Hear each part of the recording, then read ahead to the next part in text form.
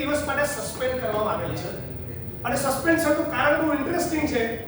માનનીય ઋષિકેશભાઈ વિધાનસભાના નિયમો પૈકીનો કોઈ નિયમ લઈને આવ્યા અને એમણે એવી રજૂઆત કરી કે જિગ્નેશ મેવાણીની આખી સ્પીચ જ રેકોર્ડ પરથી ડિલીટ કરી લેવી જોઈએ.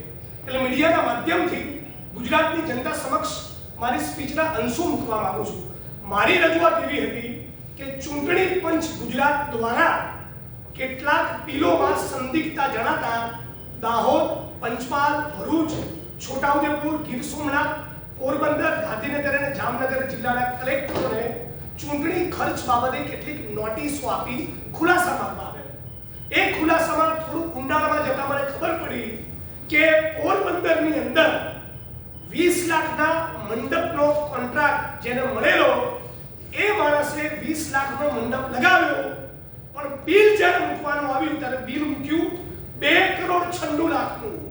એટલે 2.5 કરોડ રૂપિયાની ગાપચી કલેક્ટર તંત્રના અધિકારીઓના મેળાપીપળામાં મારવાની કોશિશ કરી. અને આ કલેક્ટર એ 20 લાખનું ટેન્ડર તારું હતું, તે 20 લાખનો મંડપ લગાવેલો તો 3 કરોડ રૂપિયાની રકમ કેમ માંગે છે એવો ખુલાસો કરવાના બદલે સ્થાનિક સ્વરાજની ચૂંટણીમાં આ જ કંપનીને ફરી ટેન્ડર વગેરેનો કોન્ટ્રાક્ટ આપી અને 57 લાખ રૂપિયા મંજૂર કરવા સંપૂર્ણ ગેરકાયદેસર રીતે તૈયાર થઈ ગયા. એ વસ્તુ રેકોર્ડ ઉપર છે. ગુજરાતમાં 100 માંથી 40 બાળકો કુપોષિત, પણ આ ભ્રષ્ટ અધિકારીઓ 16,000 રૂપિયાના ચૂંટણી દરમિયાન ડ્રાયફ્રૂટ ખાઈ ગયા. નોનવેજના બિલ રસોઈયાના 30,000 રૂપિયા મૂક્યા છે. ફોર વ્હીલર સરકારી ગાડીની ઉપર 6,000 રૂપિયામાં બજારમાં જે સાયરન આવે એકવાર ખરીદી હોય તો આખું વર્ષ ચાલે, એના બદલે એના ભાડા પેટે 60,000 રૂપિયાના બિલ મૂક્યા છે. જામનગરની અંદર જામનગર કલેક્ટર તંત્રના એક અધિકારીએ દિવસો સુધી રોજ 90 લીટર ઈંધણ વાપર્યું.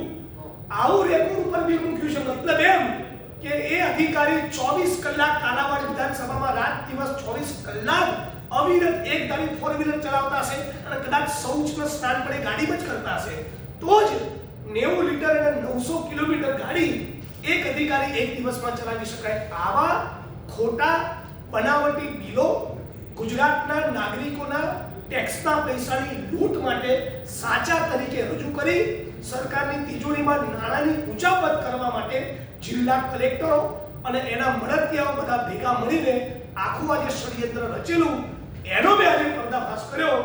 અને એમાં ઋષિકેશભાઈ ઉભા થયા અને મારી આખી સ્પીચ રેકોર્ડ પરથી ડિલીટ કરાવવાની એમણે રજૂઆત કરી ત્યારે હું વેલમાં ધસી જતા મને સસ્પેન્ડ કરવામાં આવ્યો છે.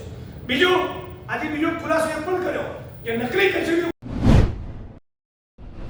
હમણાં મને માહિતી મળી વર્ષ 2023માં શહેરી વિકાસ અંતર્ગતની રેરાની કચેરીમાં રાજ્ય સરકારની જાણબાર અથવા રાજ્ય સરકારના છુપા આશીર્વાદથી 7મા માળે નોટિફાઈડ કર્યા વગરના એક રૂમને જેલ તરીકે વાપરતા હતા. નકલી કચેરીની શ્રેણીમાં વધુ એક ખુલાસો.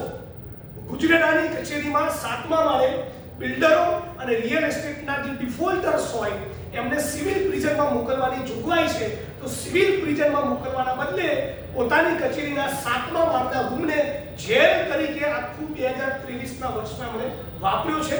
અને એક માણસને આ નકલી જેલ બનાવતા પૂર્વે, આ ઇલીગલ જેલનું નિર્માણ કરતા પૂર્વે એક માણસને 72 કલાક સુધી એના જીવનું જોખમ ઊભું થાય એ રિસ્ક લઈને ક્યુબિકલમાં ગોંધી રાખ્યો હતો. આટલી સ્પેસમાં આટલું ભયંકર દુપ્પલ આપણા ગુજરાતમાં ચાલી રહ્યું છે.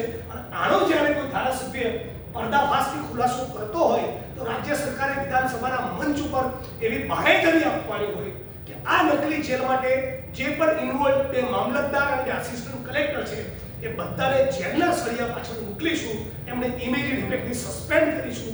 એના બદલે મારી સ્પીચ રેકોર્ડ પરથી ડિલીટ કરવા માટે ભારતીય જનતા પાર્ટીના મંત્રી કામે લાગેલા છે. એટલે ગુજરાતની જનતાની સામે આ ચિત્ર બહુ સ્પષ્ટ છે. નકલી અદાલત હોય, નકલી જજ હોય, નકલી જેલ હોય, આ ભારતીય જનતા પાર્ટીની સરકારના પેટનું પાણી હલતું નથી. હું માગણી કરું છું કે જે પણ લોકોએ ઇલીગલ જેલનું નિર્માણ કર્યું, એમાં જે પણ માણસોને ગેરકાયદેસર રીતે ગોંધી રાખ્યા, એમાં બે મામલતદાર અને 2 આસિસ્ટન્ટ કલેક્ટર કક્ષાના 4 અધિકારીઓ ઇન્વોલ્વ છે. એમણે એકબીજાના મેળાપીપણામાં ગાંધીનગરની જાણ બાદ અથવા ગાંધીનગરના આશીર્વાદથી આ આખા કૃત્યને, આ ષડયંત્રને અંજામ આપેલો છે.